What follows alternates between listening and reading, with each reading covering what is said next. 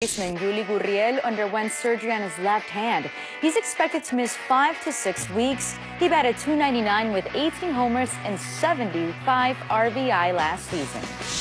Another news, Sharif O'Neal, a son of Shaquille O'Neal, has committed to UCLA. The 6'9" power forward decommitted from Arizona one day after ESPN reported that FBI wiretaps intercepted phone conversations between Arizona coach Sean Miller and Christian Dawkins, a runner for ASM sport agent Andy Miller. Meanwhile, the Golden State Warriors, who are in D.C. to play the Wizards tonight, celebrated their 2017 NBA championship a different way this time around. Instead of the traditional visit to the White House, the team toured the African American Museum with students from Seat Pleasant, the hometown of Kevin Durant. Now let's get it back to First Take. So no White House for the Warriors yesterday. They play the Wizards tonight. Max, I'll start with you. How do you think Golden State handled this? I think they handled it really smartly. First of all, it's not just that they're not visiting the White House, where Trump rescinded the invitation that's normally extended because of comments Steph Curry made, but they also aren't meeting with Democratic lawmakers.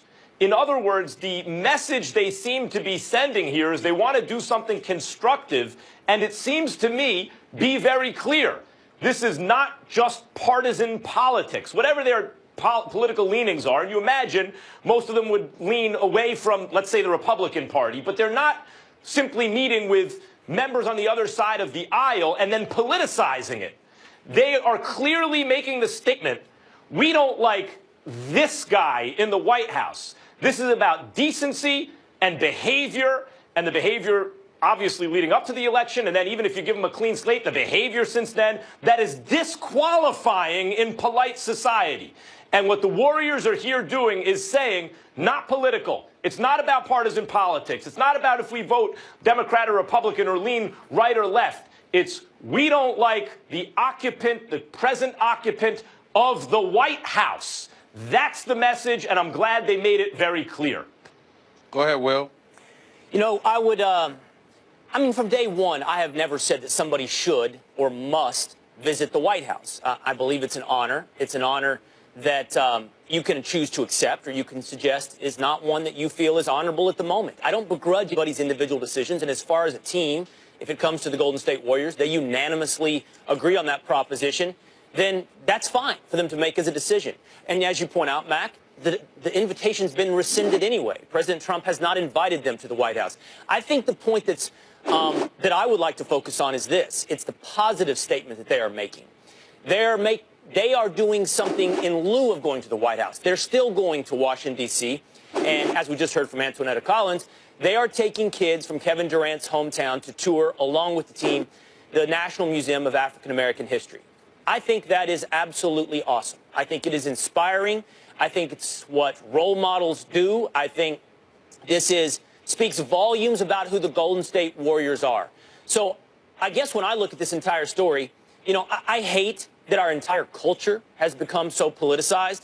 I am of the belief that for some reason when we view each other, it's some of the first things we look at and we pour everything through is what each other's political opinions are. I hate that that's where we are today, but I applaud the Golden State Warriors in what they're doing in taking these young kids to tour this National Museum of African American History. I think it's awesome. I applaud them as well, and I think it's a tremendous move on their part, led by Kevin Durant, because they're kids from his community, and I think it's a beautiful gesture. And it's the kind of thing that's incredibly inspirational, and he and the rest of the Golden State Warriors should be applauded for that. But to piggyback off of what Max is saying, I got an idea that I think would have been more piercing, more profound, and more direct. And it's something that I wish they could have done while still taking the kids to the African American Museum. I would have liked them to take themselves along with those kids, and I would have liked them to take them on Capitol Hill to see both senators and congressmen from both congressmen and congresswomen from both sides of the aisle. Because to me, if you really wanted to make a quote-unquote non-political statement, you know, when you take kids up on Capitol Hill and you introduce them to influential individuals, policymakers and what have you, individuals that have a lot to do with having some level of purview over their lives in terms of legislating things that ultimately will impact the lives of kids. I think it would have been a beautiful, even more beautiful gesture, not just to go to the museum, but not to stop there. Take them on Capitol Hill and take them to lawmakers on both sides of the aisle. You just don't have to go to the White House, because that's really sending a statement that's not political. That's apolitical. Yeah. You're sitting Although there, that's a little bit.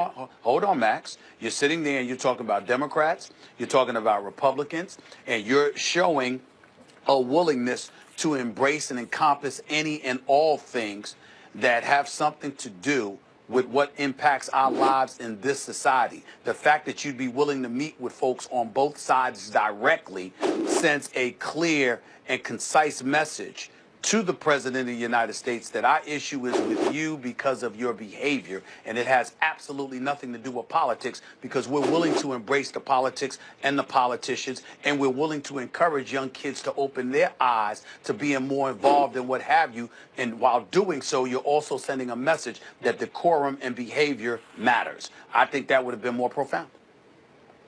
Yeah, that's political participation. And I think what they're saying is to divorce this from politics. This is not about political participation. This is about the way we feel about social issues and the way we can use our platform to inspire people and to raise awareness. But by not meeting with lawmakers on either side, I think they send it. I mean, we have the same analysis and a different conclusion, Stephen A. I think they send a clearer message that this is about Trump and no one else. They don't want him there. I think they that don't would want have to. said more Now than he's it's about Trump. Yeah, I think so. Well, Yeah. right. That's why I say different conclusion, same analysis. Yeah, I mean, I guess in the end, our point of departure is the message they're sending one of protest or one of inspiration. I see the message as one of inspiration. The only problem I have with your suggestion, Stephen A., the only thing I don't like about it is this, is it elevates politics to the front of everything. You know, to go to the White House originally, and I think in your estimation, Max, and probably Stephen A. as well, it still is this way. It doesn't matter the party holding the office. It doesn't matter the president. And you're pointing to this as the great exception. But what was great about it was this was the highest honor that seemingly the leader of the free world could bestow upon a team that won.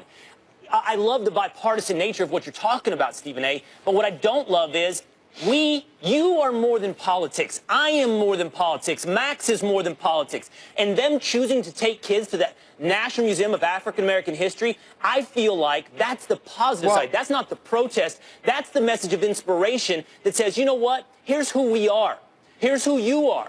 And we are all much more than talking about what we can do policy and politics. And just real quick, Stephen A. Sure. Clay Thompson said that. He said this is not about politics. I agree. I hear where you're coming from, but I respectfully disagree with that point, Will, and it's important to highlight why. When we look at the election, we must remember that 2 million less African Americans showed up to the voting polls to vote for Hillary than voted for Barack Obama 4 years earlier. And so one of the things that has been a real issue, particularly in the African American community, but not solely the African American community, is voter participation. Every politician that you hear of speaks of voter participation and the importance of it. So what better way to send a message to those kids? I'm not saying don't take them to the African American Museum, but while you're right there, take them up with you on Capitol Hill, because that's a way of showing them in the future you get to play a significant role in shaping the future of our nation by participation. Well, what are you asking them to participate in? If you take them up to Capitol Hill and you show them, you know, this is where laws are legislated. This is where laws are implemented. This is the power structure of our nation. Pay attention to it, because you are the ones who will decide who's sitting up here on your behalf or on the behalf of various communities throughout this country in the future to come, in the years and years to come. Yeah, I hear you. If you do that, that shows that. And I think that's something that can't be summarily dismissed. Stephen A., you may have turned my mind around about this a little bit, because this is all taking place in the context of the suppression of the African American vote. And so, to inspire young African American citizens to vote or to eventually vote when they become of age is a very important message to send right now. Exactly. Exactly, especially when you want change. Don't just talk and moan about change. And don't think that everything is about protest. Yes, it has its place. But ultimately, it's about going to the voting polls and making sure that you vote into office those who align with your level of thinking and what have you. And you can't rave and praise a former president like Barack Obama, but then ignore what he implores you to do when he implores you to go to the voting booth and actually cast votes. You can't sit up there and talk about how you support everything about him, but you ignore what he ultimately told you to do to create change. And it's not just about the president. It's about governors. It's about mayors. It's about district attorneys. It's about attorney generals. It's about sheriffs. It's about councilmen and women. It's about all of that. It's participation. Yep. We applaud KD and the Warriors. We all agree on that. And don't forget, of course, they play tonight in our nation's capital, taking on the Wizards. Will, thank you kindly. Thanks a lot. You bet. Will Cain Show, 3 to 6 Eastern, ESPN Radio, ESPN News. Some of the NBA's biggest names are speaking out, and it's about something other than pro ball. We'll break it down for you.